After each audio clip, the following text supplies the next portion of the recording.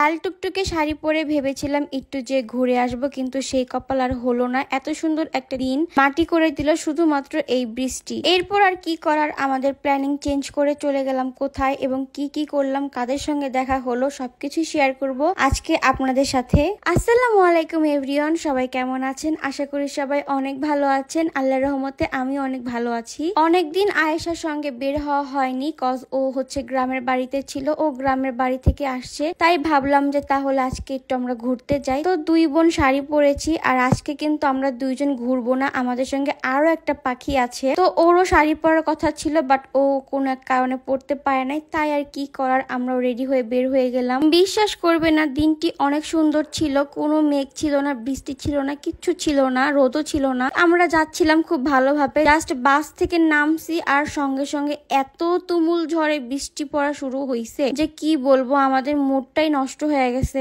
আমরা চেয়েছিলাম যেহেতু শাড়ি পরেছি, সো একটু প্রাকৃতিক ভাইবের মধ্যে যাব, যাতে একটু নদী টদী থাকবে, একটু সুন্দর করে ভিডিও করব, ছবি তুলবো, কিন্তু কি আর করার, কপালটা এত খারাপ, আমাদের খুবই রাগ লাগছে। আর এইখানে আমি পুরা হাফ ভিজে গেছি, আমি আয়েশা দুইজনেই ভিজে গেছি। এরপরে হচ্ছে একটা রিক্সা নেই, এই রিক্সার উপরে যে পলিটা সেটা ছিল ছিদ্র, আমার পিছন দিয়ে মানে ওই দেখেন পানি পড়তেছে, আমার পিঠ পুরা ভিজে গেছে, মানে একদমই বিশ্রী একটা অবস্থা। আর এই সাইডের রাস্তাগুলো ছিল একদম জঘন্য, এত ভাঙাচুরা রাস্তা, খুবই কষ্ট হইছে। তারপরে হচ্ছে তাসবিহা চলে আসে, আমরা এখানে দাঁড়ায় দাঁড়ায় ভাবতেছিলাম যে কি করব, কই যাব, যেহেতু বৃষ্টি পড়তেছে অবশ্যই রূপনগর আমরা যেতে পারবো না এত বৃষ্টির মধ্যে। তারপরে আমরা ভাবলাম যে ঠিক আছে চলো আমরা রেস্টুরেন্টে যাই। দেন আমরা রেস্টুরেন্টে আসলাম, এসে একটু বসে দেন আমরা গল্প করা স্টার্ট করে দেই। এর ফাঁকে চলে আসে এই সুইট আপুটা, সে হচ্ছে একটা বার্থডে গার্ল, যদিও ভিডিওটা করা আরো 2 দিন আগে, তারপরেও সবাই আপনারা তাকে একটু উইশ করে যাবেন। তো আপুটা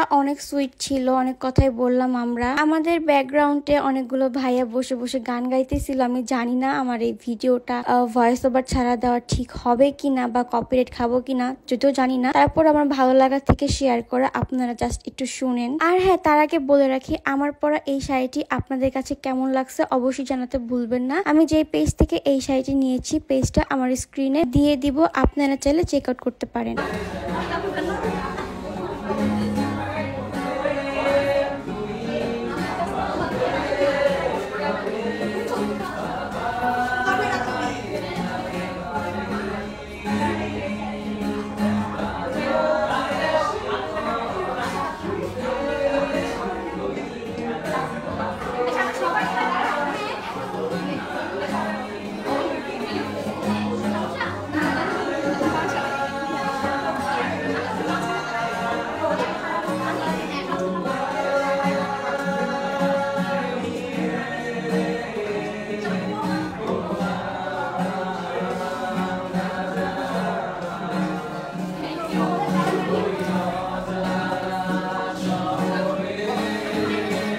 কেমন লাগলো আপনাদের কাছে অবশ্যই জানাতে ভুলবেন না। আর আজকে আমি ভেবেছিলাম আজকে আমার পুরো দিনটাই মাটি, কারণ আমি ভিজে টিজে একাকার হয়ে গিয়েছিলাম, বাট এখানে আসার পরে আমার মুডটা অনেক ভালো হয়ে গেছে, দিনটা অনেক ভালো ছিল। আর এই ভিডিওর সেকেন্ড পার্টও আমি আপনাদের সঙ্গে শেয়ার করব, সেই পার্টের মধ্যে কিন্তু অনেক সুন্দর সুন্দর টুইস্ট আছে, আপনারা ভিডিওটা দেখলে অবশ্যই মজা পাবেন। তো আর বেশি কথা বলবো না, আজকের ভিডিও এই পর্যন্তই। ভালো থাকবেন, সুস্থ থাকবেন, আল্লাহ হাফেজ।